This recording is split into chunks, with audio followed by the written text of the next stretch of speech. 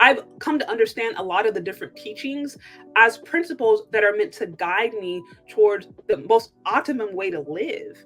Not that God is trying to control me, not that really it's about me being controlled at all. It's about I was created for this particular function, and therefore I'm going to experience the best, most fulfilling life when I am operating based upon this function. There is absolutely a central part of Christian doctrine that is do the right thing, stay in the box.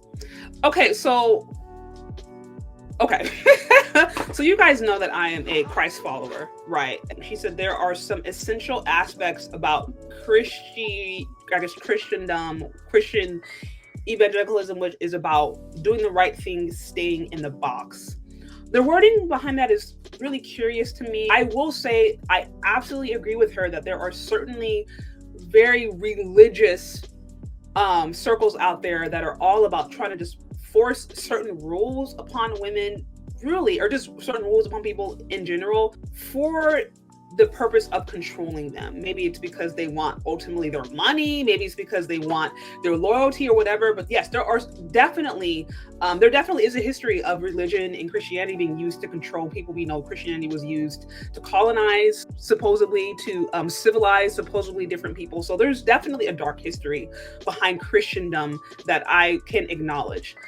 With that say though, that is not actually the true gospel, and that is not the true meaning of what it means to be a Christ follower. A lot of times when I hear people talk about some of the different rules or the regulations that are expressed, whether it be in church settings or expressed in some of these religious circles, what happens is that people sometimes can preach and try to use it as a way to control. But what's being forgotten from this conversation is that a lot of these supposed rules are actually principles. God himself is a good God, right? A lot of people out there do all kind of crazy things in the name of God and screw people up. God ain't got nothing to do with that. But I'm like, the essence of who the Most High is he is inherently good. And he loves his creation. He loves what he created. And so anytime there are quote unquote rules, really what's going on is that there are principles, right? There are laws that are in place. We were all created with a particular purpose in mind. And so therefore, we were also created for a particular function. When we are operating according to that function, then things happen, things move smoothly, things happen the most effectively. When we operate outside of that function, then things start to malfunction. So when I think of different rules, right, or when I think of different things that have been taught in the past, I understand that some people were just trying to control me, or some people were just trying to instill fear. But if you really understand the heart behind some of these different principles, for example, let's talk about not fornicating.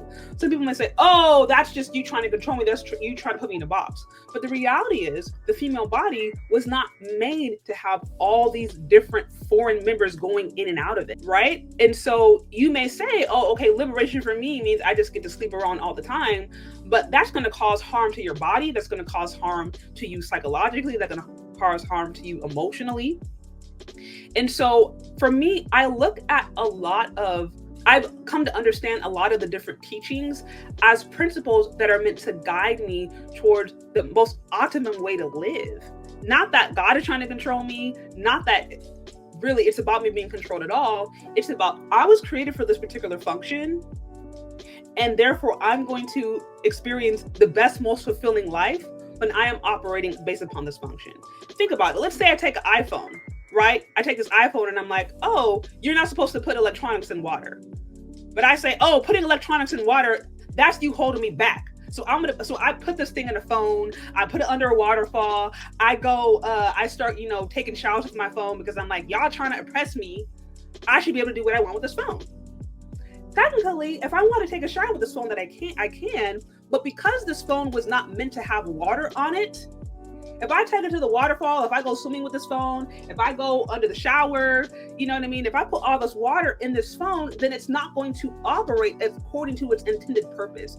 So that's how it is for us. When there are these principles, these guiding principles that God is teaching us, it's not to try to control us, it's to try to teach us, hey, I created you and I know the thing that's going to make you the happiest. I know what is going to help you operate based upon your fullest capacity. When you live outside of those boundaries, then things are harder for you. So that's, for me, that's how I look at it. I don't look at these rules as, oh, this is for me to try to be controlled. I'm like, no, these boundaries are for my safety. For some reason, we live in a society where people are like, rules are bad, rules are oppressive, truth is oppressive. And I'm like, actually, no, boundaries are good. Saying no is good sometimes. Saying this is right, that is wrong is healthy. Because at a certain point, if there are no boundaries, at a certain point, if there is not a distinction between right and wrong, if there is not a distinction between true or false, then things start to become chaotic. And that already is, I'm like, this one in the first couple of seconds, I'm like, I think there's an opportunity to shift the way we're looking at this. You can look at this as, oh, these are rules that are trying to control me. Or you can look at this as, these are principles that are here to teach me how to live the happiest, most fulfilling life. And that is how I see it. Okay, let me continue. Don't transgress the boundaries and you will be rewarded. That's unfortunately not how life works. Again, it's, and again, so this whole language of like, don't transgress the boundaries and you'll be rewarded. Again, I don't see it like that. There are the laws, but laws of the universe are always at work. If I throw a ball up into the air, it's going to hit the floor.